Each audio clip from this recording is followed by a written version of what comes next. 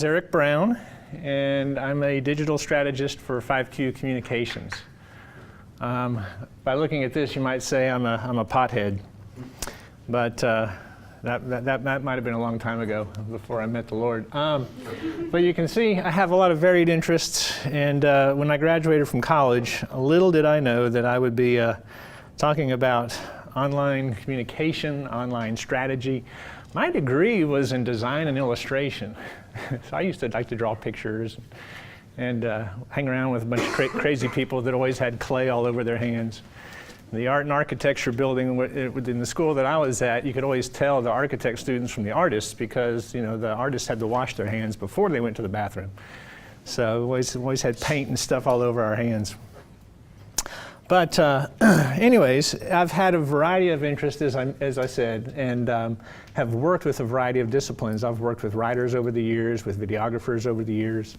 I've worked with folks that do training. I've worked with web designers, graphic designers, and it's just, you know, it's because of that that I've really seen a huge need for this idea of strategic integration. And I think where we're at as far as the just the web is concerned, and my cursor's not working here. I think just from where we're at as far as the web is concerned, it cuts across the entire organization. And so it's critical, I think, now more than ever, that we really look at how we can integrate those different disciplines. And it's just a topic that's been really near and dear to my heart because it's something that I've read a lot about and I've experienced, but I've never had the opportunity to present on. So I'm asking you guys to give me a little bit of grace because this is the first time that I've talked about this. So we want to definitely take some steps towards strategic integration. So this is the name of the topic, Smashing Silos with the Power of Collaboration. Today, I know it's still early, but this is going to be an interactive session, so don't get too comfortable sitting down, because I'm going to make you guys get up and move around. So I can see some faces are like, no.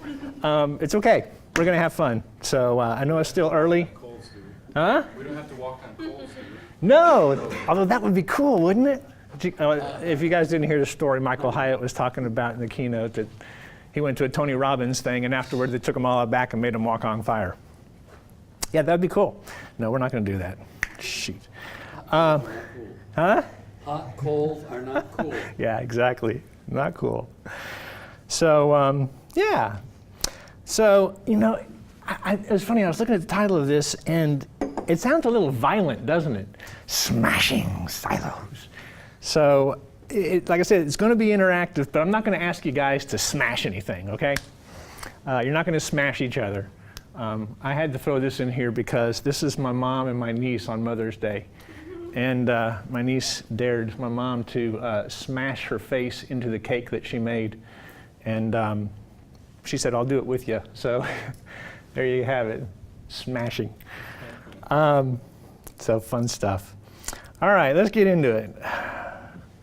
So to keep with the smashing theme, who remembers whack-a-mole? Yeah. Now, you know, I was thinking, where did whack-a-mole come from? Does anybody know? Heaven. Huh? Where? Heaven. Heaven. Well, sure, ultimately that's where it came from, sure. Anyways, have you ever played it? Right? Yeah. You know, you remember going in there, right? And you got the game all set up, and you got your mallet, and you're getting all excited because next thing you know, you never know when that first one's going to go and pop up, right? And so you're looking around, the first one pops up, and you go wham, and you miss it. And then of course you're looking around, there's another wham, and you miss that. You know, and you're just getting all frantic and just, you know, going crazy. And then you look over at like the kid next to you, right? He's had too many Cokes, you know, he just came from a birthday, he's had all this cake in his system, and he's like, wham, wham, wham, wham, wham, wham, wham, wham, wham, wham. I mean, it's like he's carpet bombing, you know, he doesn't even care if he's even going to hit anything. He just figures if he just keeps going, he's going to hit something, right? Well, it's funny because as I thought about that, I thought, you know, in our organizations, aren't we a lot like that? You know, we get so focused on that one hole, and we're just in that one little area. instead of really kind of pulling back and seeing, the big picture. Also thought it was funny too. Look at this. You see how the mallet's connected? I always wondered why they did that. I mean, who's going to run off with a whack-a-mole mallet? I don't know. Anyways, so. Too much sugar. Yeah, exactly. yeah. My son would probably do that to his sister. Hey, come here, whack. So so we need to see the bigger picture. That we do. Organizations, unfortunately, get into what we call silos, and they forget to work as a team. So this was a great quote that I liked by Pat Lencioni. Anybody familiar with Pat Lencioni? Yay! He's one of my favorite authors. Has anybody ever heard Pat? Yay! Okay. Pat's self-proclaimed adult ADD, and I think I might be as well. So you guys will have to forgive me if I go off on a rabbit trail or if I forget something. I might need your help. So we'll also see if you're paying attention. But Pat had a great quote here. You see, teamwork remains the one sustainable competitive advantage that's been largely untapped. Now, I don't know about you guys, but I read that and I kind of go, you got to be kidding. Team? I mean, how many of you played on a team? You've heard about team. We grow up. But why is it like in the sports area, teams are, it's a no-brainer. But when we bring it into business, we talk about team. Hey, you're on my team. He's on my team. I manage a team. But why would Pat turn around and say, this is something that's largely untapped? Then he goes on to say, teamwork is almost always lacking within organizations that fail, and often present in those that succeed. So something's missing, right? It's easy, we understand the concept of teamwork, but for some reason, I don't know, we're not doing anything. So it's funny because I've worked, and I think part of this goes back to Pat's book, The Advantage. Has anybody read that? Oh, guys, you got to read it. So anyways, you guys are going to see a lot of books. I love to read, and I'm going to show some of the books and stuff that I've been reading, but I'd encourage you to read that. It kind of culminates around a lot of the things that Pat's done over the years with consulting and with organizations, and with silos and teamwork, and really just how to take advantage of that. But one of the things that he talked about is that a lot of it has been based on experience. He was in a meeting with Jim Collins, and he goes, I feel so bad, Jim, because you go out and you do these surveys and you get hundreds of people and you get all this data and you got these charts and you can empirically prove that if you do this, you'll do this. And Pat goes, I just work with people. And he said, I don't have the data. And Jim Collins told him and said, look, you've got experiential data. You're in it, you're living it. It's one thing to have it up here, right? It's another thing to have it here. So I've worked with a lot of passionate people. I've worked with a lot of people in ministries. We work with a lot of nonprofits in North America. And they serve with a passion. But why is it that they have difficulty executing when it comes to teamwork? Why is it they have difficulty executing their digital efforts and really maximizing those for the sake of the gospel or whatever their organization happens to do? So certainly, it's not every nonprofit that has these issues and not every organization. But I'd say by and large, about 70% of the organizations that I've worked with do. Okay? Collaboration and integration just aren't there. But it's certainly not limited to nonprofits. And this is something too that, you just look around. Here's books. Obviously it's hitting a nerve. There's all kinds of books on this subject. Marketing in the Round, if you hadn't read about that, that's all about digital integration. Pat's book on teamwork, If Only We Knew What We Know. So this is about the issue with silos, right? There's all kinds of knowledge in the organization, but it's not getting across. People aren't communicating. And of course, silos, politics, and turf wars. Duh, great title. Connecting your organizational silos. Pat's book, The Advantage. If you haven't read it, it's a great book. So a lot of similar topics out there. But you know what? I had a friend tell me once, he said, work would be really easy if you didn't have to work with people. And that's true. It'd be great if we could do what we wanted to do, when we wanted to do it, where we wanted to do it, how we wanted to do it. But the fact is, that's not the way that we were created, right? And that's not the way that we were wired. Part of it is, it's no good living in a silo. It's no good being alone, living alone, working alone. Which brings me to this point then, what about silos? Well, what are they good for? I thought about playing, what's that song, war, dun, dun, dun, dun, what is it good for? Anyways, silos didn't quite go in there. But, what is it good for? Does it promote growth? I think we'll find some interesting things here. I actually looked on dictionary.com and silo, a structure, typically cylindrical, okay, sure, in which fodder or forage is kept. It's a pit or underground space for storing grain. Well, so there you got it. I mean, what's the bottom line? Silos are for dead things.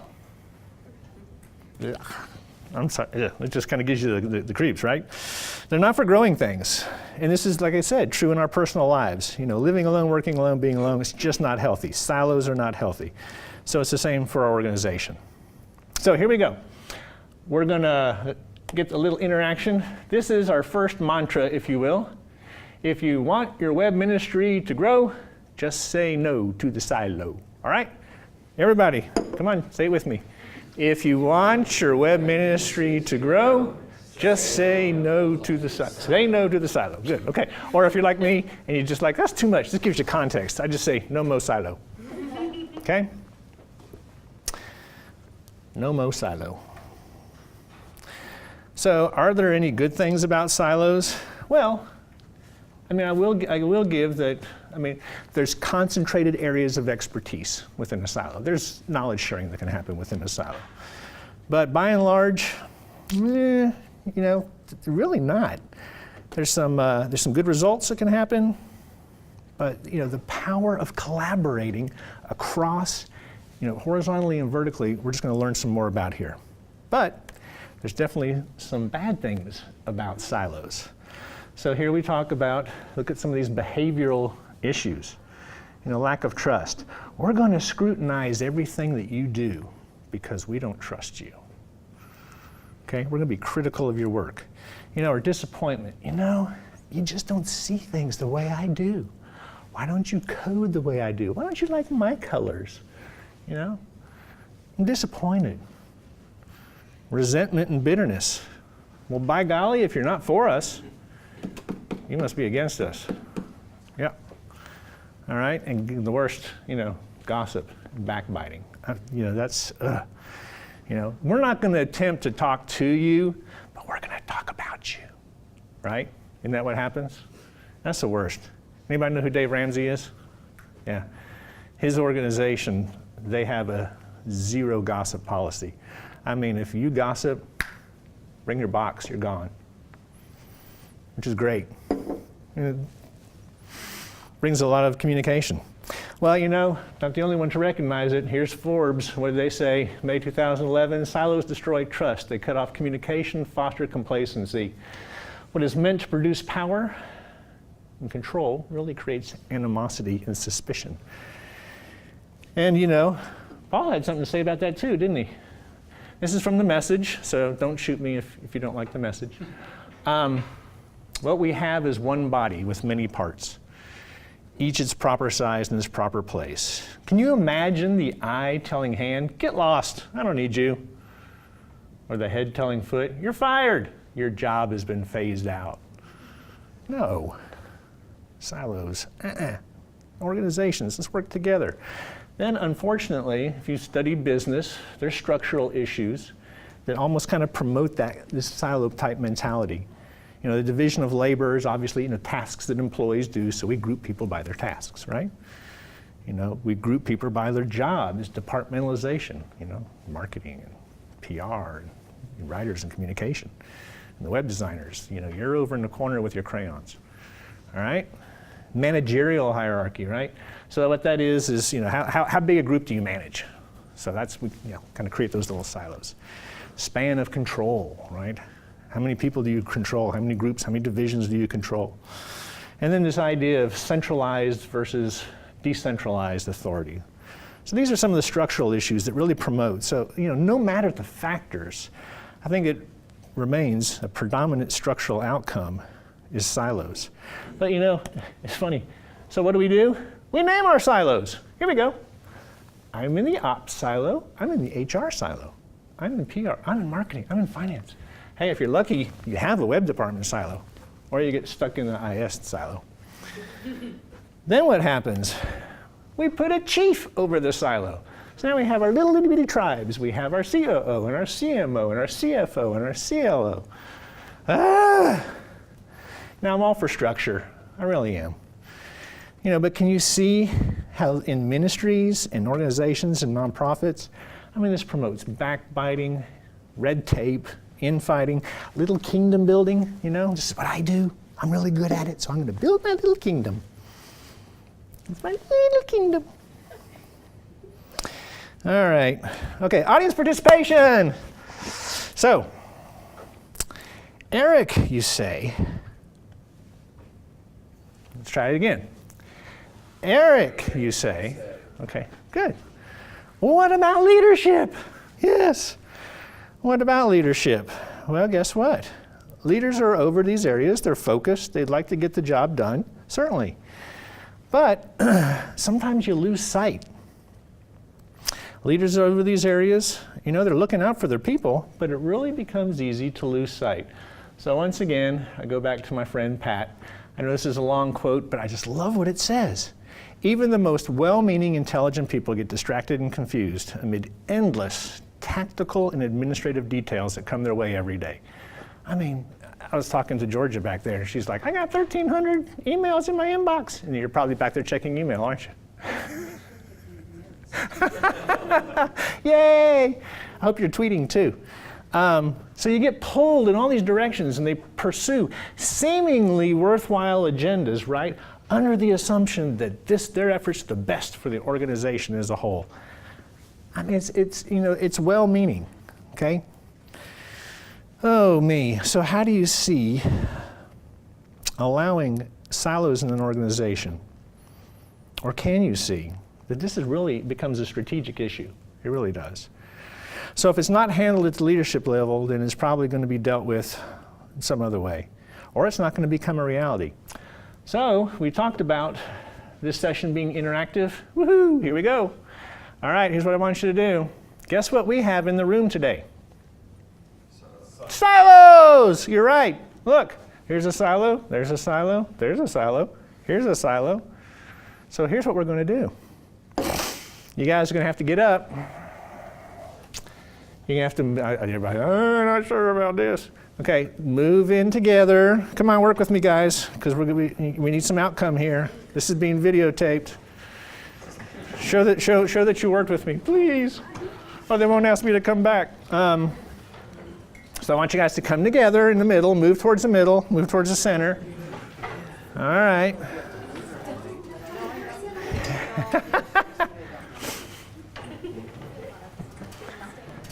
Awesome. You guys are awesome. And Georgia leaves. Bye, Georgia.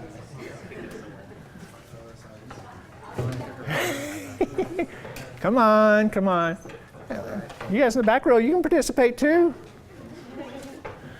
Hi, James. Awesome, we're already starting. This is it, this is it. This is great, I love it. So that's what I want you to do. Okay, let's start getting some connection here. Ready? Hey guys. All right, let's go with this kind of group right in here. So what was some connecting points that you guys? Well, I found out he's also from Iowa, and I am too. That was cool. interesting to find out right All right. So from same places? All right, cool. What are some other connecting points that some of you found with someone you just met? Same first name. Same first name. No, we both work in distance learning. Oh, okay. Did you know that? You didn't know that? Cool. Okay. Occupation or interest? Uh-huh. What else? What else? We both visited Moody. You both visited Moody? Yeah, he went. I didn't go. Yeah, cool. Now, was it a good experience or what? Visiting or going? Both. I didn't want to go when I found out they had chapel, mandatory chapel. Oh, yeah, yeah, I'd already gone to a private Christian school. yeah, I was done with that. yeah. It was good. How was chapel? It was mandatory. Yeah. Well, you know. All right, I saw a hand back there, yeah. We both just recently started working at Christian organizations. You both did what? We both just recently started. Just working at recently? Christian organizations. Cool. What's the organization? Well, biola. Uh-huh. And I'm EV34 too. Fantastic. Awesome. All right, what else? Yes. They both homeschooled their children, and I work in homeschool programs. So No way. I don't- Wow. So you guys going to be hanging out afterward talking, right? Yeah. Well, they're already homeschooled, but Oh, very cool. Okay, what else? I saw some other in here. What'd you guys? Both work at churches. Churches. Awesome. Awesome. Next, anyone else? Who else? We both went to the same conference, biola.digital. Yeah! Yeah, I was going to throw it out there for people who might have been having some problems connecting. That's like, we're interested in internet technology. Okay, we'll let that one slide. We'll let that one slide. All right. So, look at that. Isn't that cool? Here we go. You guys were all just kind of, all spread out, and now you found these little points of connection that you didn't even know that you had. Starting to break down the silos. Okay, here's a couple questions to write down. So some things for consideration. I want you to write these down. When you think about your organization, whether it's a ministry, for-profit, non-profit, whatever, is the organizational purpose, is it understood? Do you guys is it understood? How do you and your team contribute to that purpose? Tell me if I need to slow down. Okay. How do you or your team contribute to that purpose?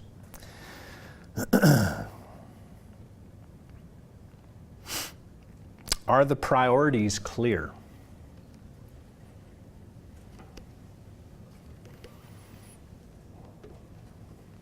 And if they're not, how can they be clarified?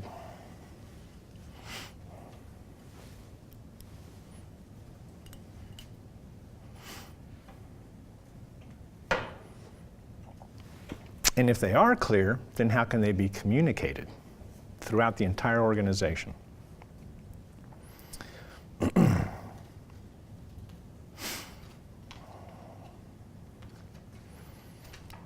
All right. So taking some time to answer those questions is really a first step towards integration and collaboration. All righty? All right. Give me a J. J. Give me an O. O. Give me a B. B. What's that spell? Job. And who wants one? All right, well, our work doesn't have to be a job, right? It's something greater. We got a mission. We've got something that we need to fulfill. We've got a cause that we can be passionate about. If you're coming to work and it's a job, it's not worth it.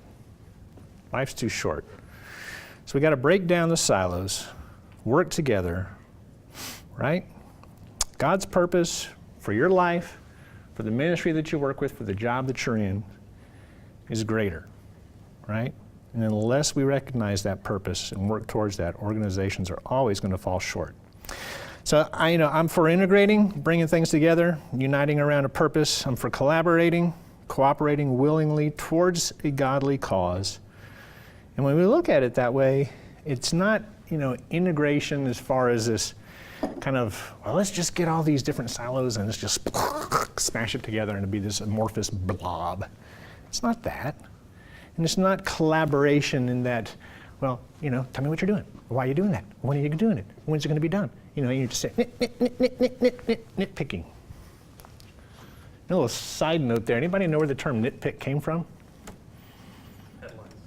Head lice. Yeah, and it's gross. Little nits, that's where it came from. Little teeny tiny little things.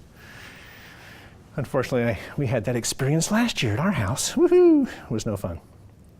All right, so what do we need to remember? Back to our mantra. All together, if you want your web ministry to grow, Say no to the silo. No mo silo. All right. So here we go. Moving on to our next point. How do we hire and retain talented knowledge workers? Keeping good talent is hard, and especially today, because, I mean, look, wherever there's a hot spot, you can go work, right? So many web employees love to do that, love to move, not always satisfied. So how do you retain them? You know, we're in a generation where you just don't retire from the job that you started, right? I mean, anybody know anybody that's done that? I mean, typically it's kind of our parents or grandparents. I mean, for me, it's my grandparents. You know, my parents, not so. And then, you know, this, you know, up and coming generations, they're watching and seeing that, you know, hey, dad started this job and, you know, he poured his life in for 17 years and it's like, you know, Dad, when are you going to be home? And no, I'm not going to sing Cats in the Cradle, but because it makes me cry. Huh? You know you want to. I know, I do. But then, you know, what happens in the end? They're just a number on a spreadsheet, and they get fired. And so you've got this new generation of workers that are coming along, you know, the millennials. Anybody a millennial? Woohoo, yeah, rock on. And they're like, why do I want to do that? You know, I don't want to do that. So they've grown up seeing that, you know, it's this old style of management, and there's no loyalty. I like Dave Ramsey because he doesn't mince words. His book, Entree Leadership, which is a great book, it's really cool. You'd like that book.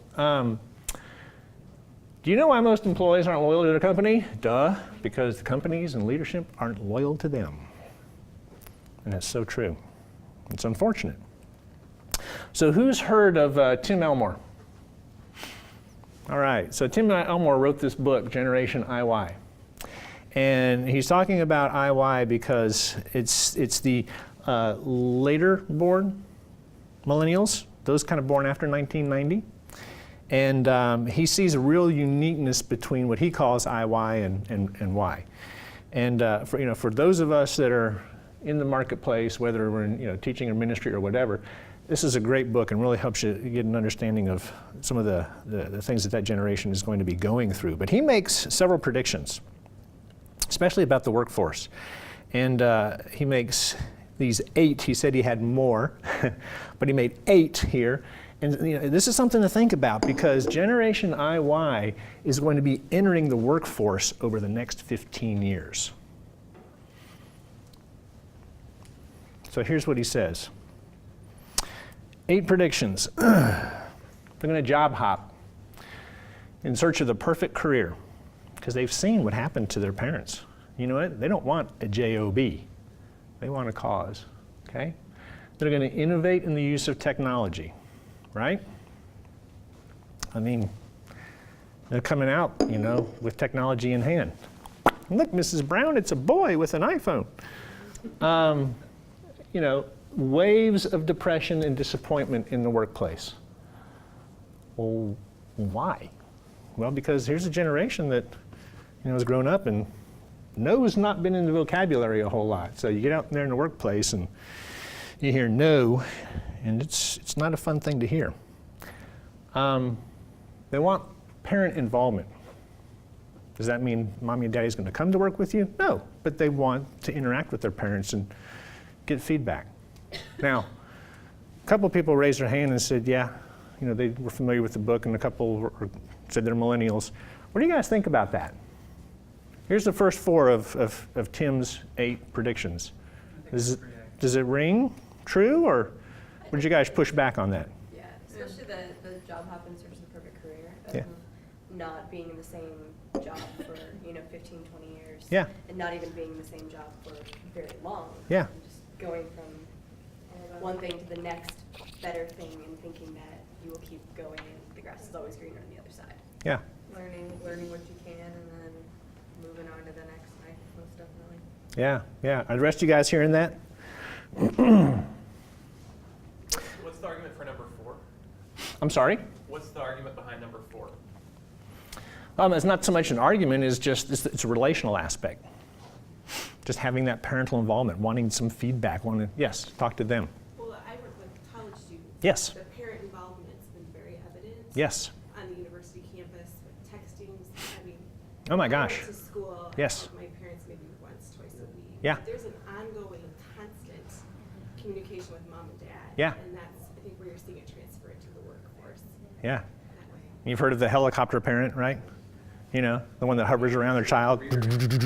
Yeah, yeah, it's kind of weird, isn't it? But yeah, Is that the students or is that the parents? both. Yeah. I think a lot of it is the student. I think because you've got a generation that's grown up in an oversharing age, and so you just want to, you got to tell somebody, and you know, mom and dad are gonna, oh, great job, oh this, oh that, so you know, oh, I got, you know, A on this or that or the other thing. It's just wanting to overshare, wanting that positive feedback, and also just wanting someone who will listen to you. In spite of the fact that the parents' conception of the workplace is a very different thing. Right. That's what you said, that the workplace has changed radically, the career path has changed radically. Right. So the parents don't necessarily have a map to that. Yeah, and that's what you'll find. I mean, a lot of times with parents is what they'll have experienced, right? You look at the different generations, the boomers, the Gen Xers, et cetera. It's like, what I experienced, I don't want my child to experience that. So you have these shifts within the workplace, within culture. Well, I just had a conversation with a parent right before I came here. I work with college students and young adults at a church, and her daughter is in our area for the summer doing an internship. Yeah. And they've emailed me a few times wanting her daughter to get involved. And the daughters emailed me, the moms emailed me. The mom called me and said, hey, we're just trying to get her plugged in. The daughter is 24 years old and is a graduate student. Wow. Still helping to make those decisions. Yeah, yeah. I mean, yeah, and I mean, I'm all for, you know, the relational aspect. I mean, at some point, granted, you know, you need to cut the apron strings, but I mean, this is part of this generation, so it's something to recognize, and especially as it moves into the workforce. So then, you know, here's the other four things that Tim has to say. They expect change and amusement. Okay? Gamification, we've all heard about gamification. Woo! I mean, here's your target audience, you know? Search for meaning, not just money. Money's a part of it, because we'll see that in number 8, but there's this, you know, this search for meaning. They have a low tolerance for jobs that fail to provide speedy rewards. I can remember the first time I met a fellow. I was interviewing him for a position as a web designer. And so I said, where do you see yourself in 3 years? What do you think he told me? Somewhere else. Huh? Somewhere else. No. CEO of the company. CEO of the company. 3 years. Coming in as a designer, 3 years later, I'm CEO. All right, I appreciate his optimism. But didn't last. All right, so what do we need to do then? What do we need to do? Who do we need to think about as far as work? Who are we doing our work for? This brings us to our next point. Everybody with me? When loyalty and productivity are key, the bigger picture is He. Or again, for those people who are ADD, He is the key. He being Christ, right? Didn't Paul say in Galatians, when we do all our work, do it as unto the Lord? So silos equal a mundane job. Blech. Integration, we want to look at a passionate cause. Okay? If an organization integrates, then we can collaborate. If we can collaborate, it unifies people around a cause and a goal. And when those purposes are godly in nature, the sky's the limit, guys. All right, here we go. Another activity. Woohoo! All right, here's what we're going to do. Everybody got a smartphone. Hold it up. If you don't, get it out. Yes, I am letting you get your phone out. Can I turn the flashlight on? I'm waiting. Turn it on if it's not on. Okay, here's what we're going to do. I want you to, does everybody have Twitter or Facebook app on their phone? If you don't, then you can always email. So think about something that you've learned up to this point in the presentation and tweet it out. And you can use the hashtag biola.digital. Let's see if we can get this baby to trend. All right, are we good?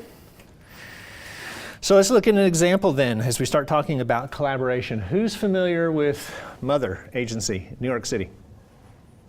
You guys, anybody? Nope, never heard of them. That's okay, cool, now you have. So Mother actually started in London, and they have offices in London, in New York, and in Buenos Aires. Buenos Aires. Did I say that right? Anybody Spanish speaking in the room? So several years ago, they brought on a guy, Rob DeFlorio. And Rob's first task was to start collaboration within the organization. So here's an agency, and you've heard of their stuff. Anybody seen the Burger King commercials? You know, the big king head, the guy running down the field, and you know, slam dunking the basketball and doing all these crazy things. That's one of their things that they've done. So here's this agency that's creative, but they weren't collaborating. So Rob went and visited the London office, and when he got there, he saw the strangest thing. He came into the building and came up to the floor and opened up, and it was one room and this huge long table with like 60 people around it. And all the people had laptops, and they had a little 3-drawer rolling credenza. And you talk about mandatory tweeting. Like once a month, they made the people move and sit next to somebody else. And at this table was everybody. You had people from finance sitting next to a graphic designer, sitting next to the salesperson, it's crazy. And you could sit there and you say, how in the world do they get anything done? Hey, don't be a silo, come on, you gotta come join over, slide over. Oh, come on. You're gonna be a little island unto yourself. We're talking about breaking it down, man. That's right, peer pressure. It's positive, man. It's positive peer pressure, nothing wrong with that. So, you know, as the agency continued to grow, they kept adding tables on. So you just had this massive table. And, you know, it was crazy. And so, you know, Rob said, wow. He went back to New York and he started it there in New York. And so here's a picture, and I apologize, it's kind of grainy because this is the only one I could find and it was in a book.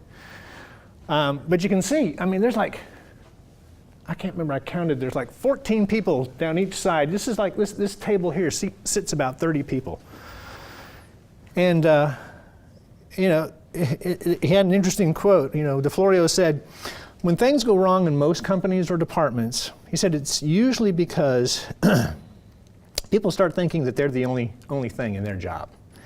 It's kind of like making a rivet. He said, but when you sit at one table and you always see the whole picture, he said, you're not just making a rivet, you're making an airplane.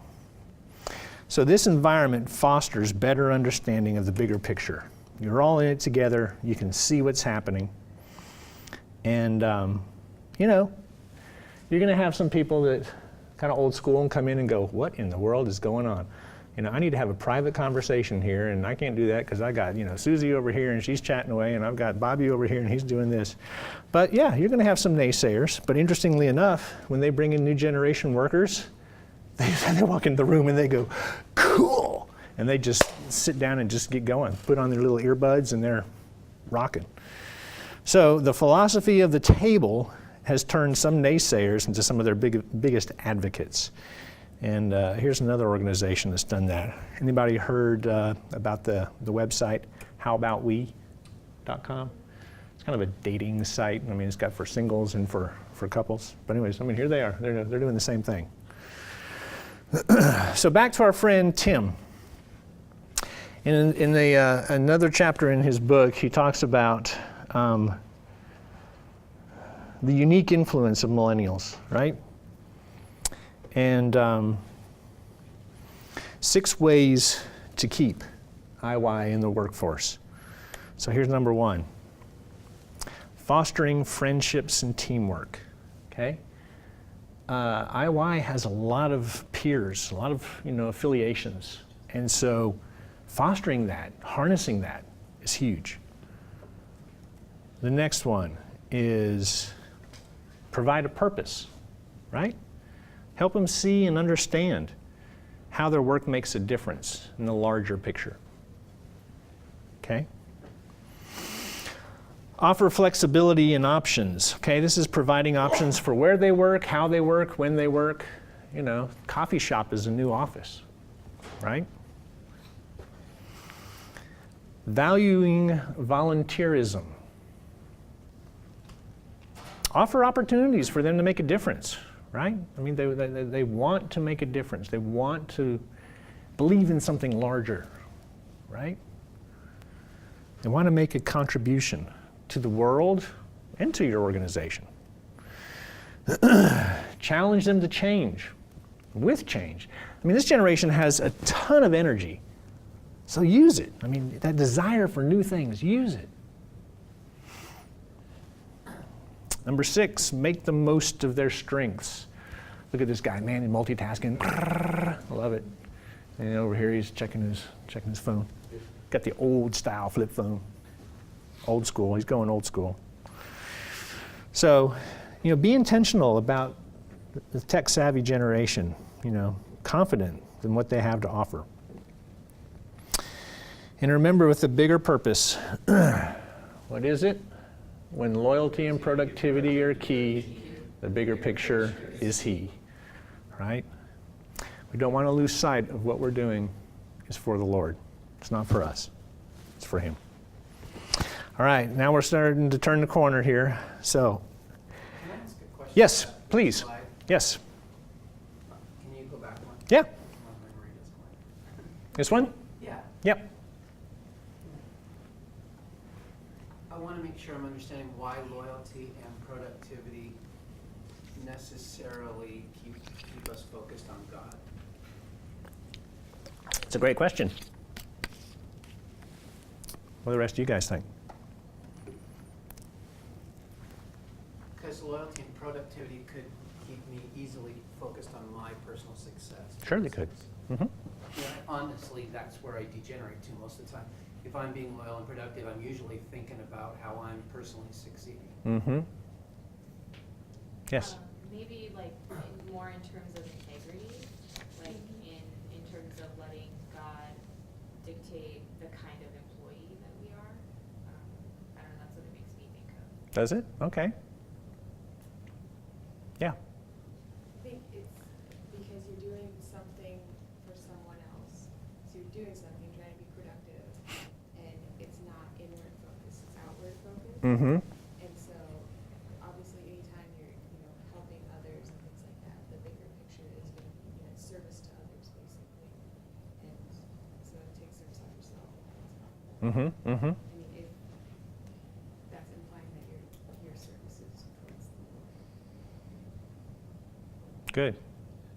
I think, Yeah. I think that's key, is that it's not so much that productivity and loyalty put our focus on God, but it's when we focus on God and we look at the bigger picture, Right. that helps people to be loyal towards the cause and more productive towards the cause.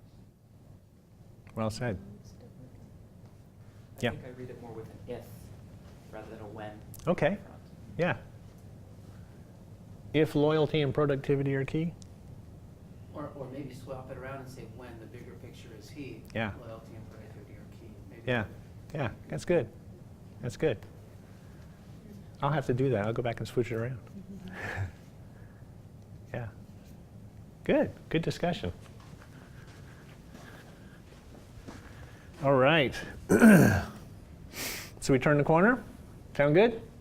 So creating a culture of integration and collaboration. It's our culminating point. All right, so we've talked about the deadening impact of silos. We've talked about organization and its web efforts. And we've talked about the effect of collaboration and integration on web workers and retention and productivity. So how do we get there? What does that look like? And I like these two pictures here because oil and water, do they really truly integrate? You can shake them up and they disperse, but after a while they kind of come back together. but die in water. Try and separate that. Now, I'm sure there's a scientist in the room who probably can. Well, I get my filter out and I get my centrifuge out and look, I can separate it. Okay, well, yeah, I guess all analogies break down at some point. But yeah, I like those word pictures. So how do we get there? What does it look like to not just integrate departments, but web disciplines across a department? And when's the best time to do that? First, we have to remember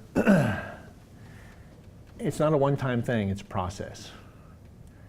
And Seth Godin talks about in his book, Tribes, the best time to change your business model, and I added, or organizational model, is while you still have momentum. Oftentimes it's kind of the bell curve. We got to hit this pain point and we're on the downside and things are really not going well, and then now we got to change. And it becomes really hard, especially if you're a student of change management. It is really hard to do that. So I put together what I call this continuum of integration. And so phase 1 is personal integration. And why did I choose the word continuum? I just like because it's baby steps, it's tiny steps, and moving you from one point to the other. And so from phase to phase, you're not going to see some huge differences, but from 1 to 6, it's a big difference, right? So personal integration is just kind of understanding, whether it's relational integration like we did here in the room, or whether it's, discipline, right? Understanding, social media and integrating that into, your life personally. We could use that as an example. Then you've got the next phase is team integration. And how does this start to integrate into your team? How does your team start to integrate into the organization? And then departmental. And if you're a large organization, then you've got, the division that's made up of multiple departments, right? And how does that start to integrate into the organization as a whole? Or how do disciplines start to integrate into those different pieces? And then organizational integration, and then when you really hit the coup de grace is when you've got operational integration, right? So each of our phases. Now, tell me what you think. As you look at these, where are you? Where's your, Do what? Is there a 0? Where's your organization?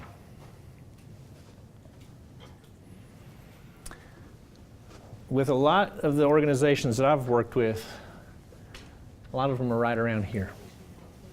A lot of them are around phase 2. So, like for instance, I've got some examples, but we did some work with Johnny Erickson Todd up the road, and presented this model to them, and they were wanting to integrate social media across their organization. And they really wanted to get here. And this is kind of where they are. They're at this level. They had relegated it to a team, hadn't really thought about how it could move across other departments or into the organization as a whole. And it's going to take work.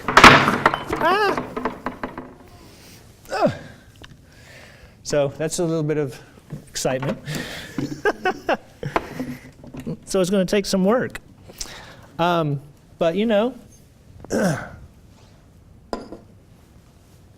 it takes hard work. You got to do it, right? It's not going to come easy. So another example that I have here is North Point Community Church. Who's familiar with North Point Community Church in Atlanta, Georgia, right?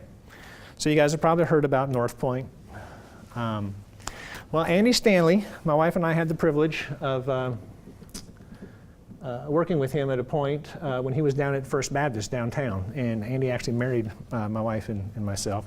And when they started the North Campus in North Atlanta, we were there when Andy said, I'm going to step away. And, it was kind of like, why? What happened? And of course, if you want to read about that, he's written a book, Deep and Wide, and it tells kind of the whole story of what was going on at the time in his life and in the life of the ministry. But he didn't have something he was stepping away to. North Point didn't exist. He didn't have a church that he was going to go to work for. He had an idea. He had a vision. Was it scary? Yeah, it was scary. But you know, when North Point started, I've been attending for the last 15 years, and it's been incredible to see the impact that that ministry has had, not only here in the U.S. but around the world. And excuse me, some of you they're exporting what they've learned, and they've been very intentional about it. And Andy, he wasn't afraid. Well, I mean, he was fearful, but he wasn't afraid to step out. So my advice to you is the F word. And no, I don't mean fudge.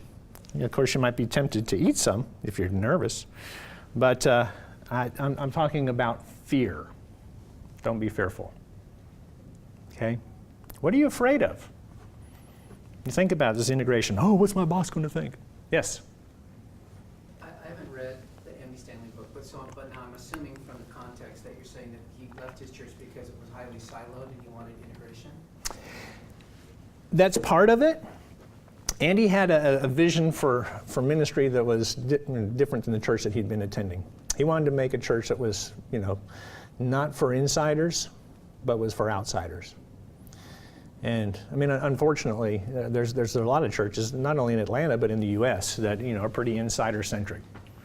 I've experienced that in my life. I don't know about you guys, but I remember the first time I was in high school, and I remember sitting down in a pew, and this lady came over, and she stood here next to me, and I was like, hi, good morning. She's like, you're in my spot. Sorry. So, yeah, was she an insider or an outsider? She was an insider. I mean, she had her initials carved on there. She must have on the pew. I don't know. Yeah. So it's just been a roller coaster ride. But yeah, sure he was fearful. But don't be afraid, right? I like what Seth Godin said. He said about being wrong. Are we afraid that we're going to be wrong? He said, well, the secret is realizing that wrong is not fatal. I like that. So for web ministry to succeed, we need a culture of integration and collaboration. We need to work to optimize. So it's not going to happen overnight. We need to leverage the internet. We need to leverage the different channels that we have to work for us. Okay? We have to work in the same direction. This was a little infographic, if you will, that we put together for Johnny and friends as they were talking about some of the integrated marketing and communications plans. So here you have, your online channels, and then here you have your traditional channels. But it all starts with this, messaging calendar. And then how does that start to filter down across these different channels? How do you start to optimize that? What's the content start to look like? How do these different channels work? How do they interleave? How do they sequence, right? Some things like, obviously radio or television or events take a lot of pre-planning. So you got to back way up and get those. Whereas, hey, I'm going to post it on my blog tomorrow, So this is kind of how this starts to look. And then you start to analyze your data. And when it all starts to culminate, you look at how all this works overall. Is it working? How's it working? So we have to optimize. But as we look at the different media, it's not necessarily about what media works best as much as it is getting the message out. So, like me, as I've been working with organizations that have wrestled with this issue, Jeannie Dietrich and Jeff Livingston saw some of the same things. Jeannie's out of the Chicagoland area, and they wrote a book, you saw it earlier, it's called Marketing in the Round. So they saw some of these very same issues. And they had some really good points in their book. If you get a chance to read it, I would encourage you to do so. But we need to make it happen. And so, how do you start to make it happen? Well, a couple things. We need to get everybody involved, right? That includes senior leadership. We need to develop a strategy around that cause and purpose. And we need to start to integrate and communicate. I'm going to go over these individually on these next slides. We need to collaborate tactically and set goals and measures and create that master calendar idea that you saw. And then we need to refine those as we go along. So you set up this first meeting, right? What does that look like? Well, here's some discussion topics that you can have in that first meeting. We know what a SWOT is, right? Strengths, weaknesses, opportunities, and threats. Great. So look at the organization. Do a SWOT of your organization. Do a SWOT of your department. Do a SWOT of your team. How does that start to fit? Okay. Ask the questions as a whole. Who's a primary customer? Who are our users? Who are our donors? Right. And what trends are affecting the organization? What trends are affecting the ministry? How do we create value? What are we doing? What are we creating? What has value? What has purpose? What has meaning? Is there anything innovative that's coming out soon? If not, why not? What challenges are we going to face moving toward integration and collaboration? Okay, so there's some topics in that first meeting. You can discuss some of those items. So what about the next point? Strategy. Strategery, right? So as you think about your strategies and tactics, make sure they're clear and defined. This guy's scratching his head. Huh? What? What's that? Well, let's set the baseline. Because there's a lot of ambiguity, I find. I talk to people and you throw out vision or strategy or tactics and people get things confused. So here we go, okay? This is golden. Write this down. The vision or the objective of the organization, right? That is the desired endpoint. That informs the strategy, okay? So what is the objective? That's going to inform the strategy, which is a plan of action designed to achieve that goal, which is then going to inform your target, okay? Sometimes people get tactics and targets flipped around. Your target is going to be the specific value that's going to be assigned to that goal. Well, our goal is to raise $1 million. Okay, well, you've got a target, $1 million, okay? So then the tactic is informed, which carries out your strategy. So what can that look like? Well, here's an example. Our objective is to acquire new constituents and donors, all right? How are we going to do that? What's our strategy? We're going to use Facebook. We're going to increase our reach and the conversions. All right, great, got your strategy. Now what's your target? Well, we want 100 new donors in Q1 2000. That's an old one. Oops, got to change the date there. We want them in the past. I went back in time. And then our tactic is we're going to offer a $5 coupon for those people who share on a weekly basis. Okay?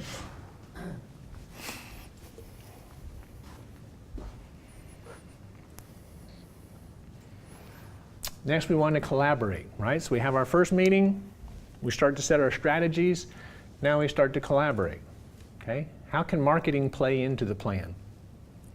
Okay? We're starting to take these silos and mash them together, okay? How does marketing play into this plan that we've put together? How about PR? How do they play into it? How about communications or social media, direct mail, etc., right? Time to set some goals. Around 1 to 3 is usually best. Some people get a little crazy and set multiples. But usually 1 to 3 for each tactical area should be created.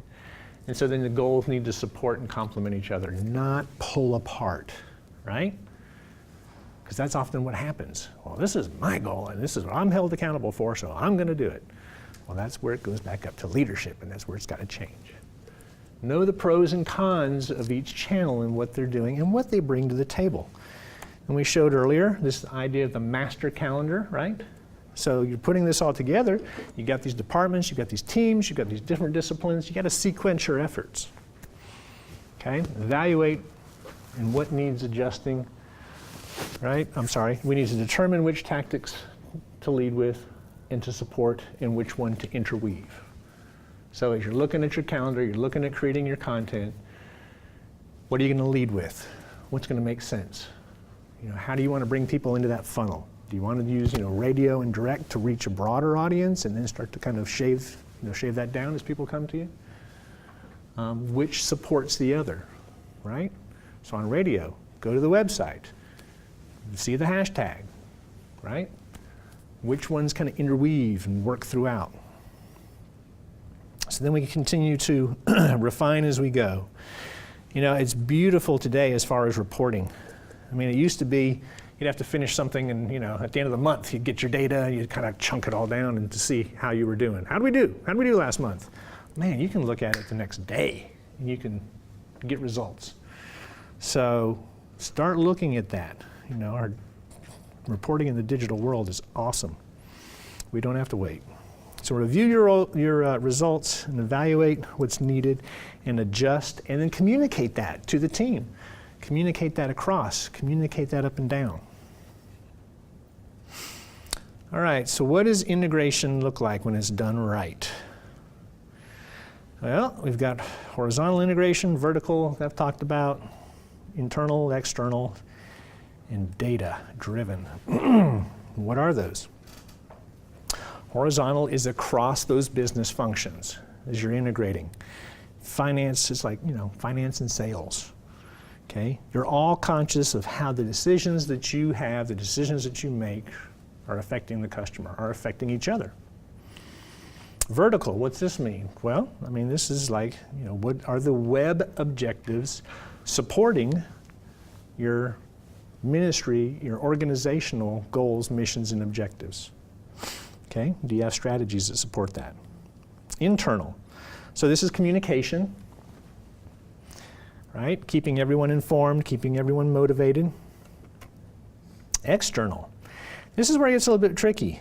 This means that you're getting your vendors and other external agencies around the table and that you're including them in the goal-setting process.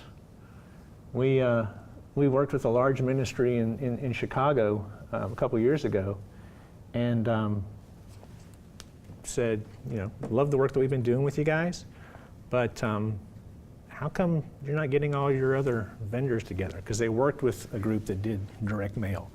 They worked with a group that did media buys, but they were all kind of they had their internal silos, but they were treating their vendors the same way. They were never letting the vendors talk to each other. So we're like, hey, we need to all get in a room together and we need to talk. Okay, and they're like, oh yeah, that's a good idea. So we did. We got in a room and we started talking. It's like I was saying earlier. So here's the thing that you've got is we're in this big room, right? And you could immediately sense a rapport with the people that were like, they got it. Yeah, let's work together. Oh man, we're doing this. You could do this. Oh yeah, we could do that. The collaboration, the energy in the room started going up. Well, then the direct mail group was kind of sitting over here and they're all like this. They didn't want to play. It's kind of like the ball. We were talking at breakfast. I don't know if you've ever heard Jim Dobson, he talks about, communication and interaction. And he says, you watch little kids, right? And they sit on the floor across from each other and they spread their legs out and they grab this ball and they roll the ball. And they roll the ball back. And guess what? They're interacting. Well, as adults, we do the same thing, right? When we're talking to each other, we roll the ball. Well, guess what? If I roll the ball and you keep it, are we interacting? No. Am I going to go play with somebody else? Yes. And unfortunately, that's what happened. Was that, the direct mail group was over there and they didn't want to roll the ball back. I don't know why, but needless to say, that became an issue.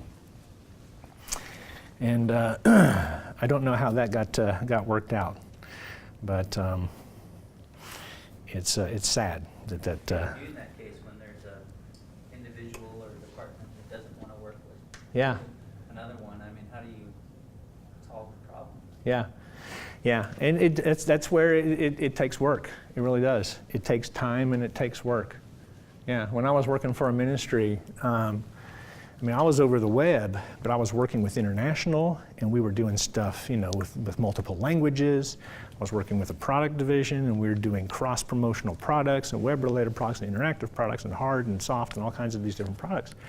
And then the broadcast department, it's almost like, we're going to play over here because we're broadcast and we're not going to play with anybody else. And I remember going out to lunch with the guy that was the director of broadcast. I'm like, what's up? He's like, what do you mean? He was clueless, that he didn't understand that, he kind of had his agenda. He wanted to do things his way. And it just takes time. You just have to build a bridge. Now, granted, as you understand organizational politics and such, there's different ways to do it. You can lead. Anybody heard the term leading from the middle? Yeah, wherever you are in an organization, you can lead. So, so here I was in this particular organization, I was kind of leading from the middle. But there's other organizations where, the top can say jump and the people down below will say how high. Doesn't always work. It's not always fun to do it that way.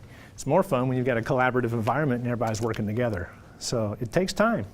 It really does. And it's not easy. Yeah. And who was I talking to the other day? Might have been one of the guys here at Biola. Yeah. And, there's changes going on here and changes, in any organization that's been around for a while.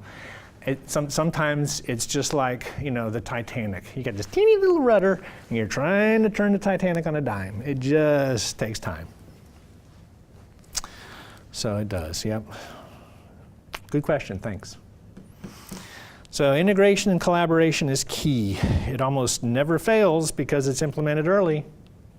But guess what? It usually fails because it's implemented late. All right, how are we doing on time? Pretty good? Okay, I'm going to wrap up here. I'm not going to ask you guys to participate in this one. This is going to be more on me. Story time! All right, has anybody ever heard of the Lebab Faux Rawat? No? Okay, it's in your Bible. It's in mine. It's Genesis 11 3/4. So, let me read you the story. At such a time as this, most of the earth understood a common language. It so happened that as people moved about the globe, they used the internet for business and life. Many came upon websites on the cloud server known as Nazama, and they settled down to scan and search and consume content. The followers of God said to one another, "Come, let's ask God why He created this wonderful technology and what is His will for it." They used Apple and Microsoft tools and smartphones and tablets for mobile. Then they said, "Come, let's work together and build for God digital tools and websites and content and communities and servers that reach around the world through the web. Let's make God famous. Let's call all His people to Him so that we won't be scattered here or there across the earth." So God came down to look over the web and the tools and the servers that His people had built. God took one look and said, I want to do my Bill Cosby, but it sounds too much like Darth Vader, you know. So God came down and said, "My people, this is only a first step. With me, nothing can stop you. If you continue to seek my will and my purposes, no one can stop you." God said, "Look here in this mirror. You cannot see everything that I'm doing. It's dim now, but you will begin to see more clearly as time goes on." "But Lord," His people said, what is that in the mirror we see reflected afar? We see other people, and they're raising up a structure. And what does that sign say? What? And God said, I have some urgent business to attend to in the east, but I will be back. You see, a tower has popped up that I need to whack down. And from there, God left. Yet God's people rejoiced. They were excited to have been born into this point of history, to be called to do this work. The world was connected. The message was clear. The message was God ordained. And they could do anything through him according to his will. So they kept praying, and they kept teaching and learning, and working diligently until his return. And in the distance, you could hear, wham! The end. So, we have a great opportunity, right? Let's make the most of it. Let's step back. Let's see the bigger picture. Let's see the bigger purpose. Let's work together. Let's leverage technology that God has given us for his glory until he returns. Thanks for your time, guys. Appreciate it. Biola University offers a variety of biblically centered degree programs, ranging from business to ministry to the arts and sciences. Visit biola.edu to find out how Biola could make a difference in your life.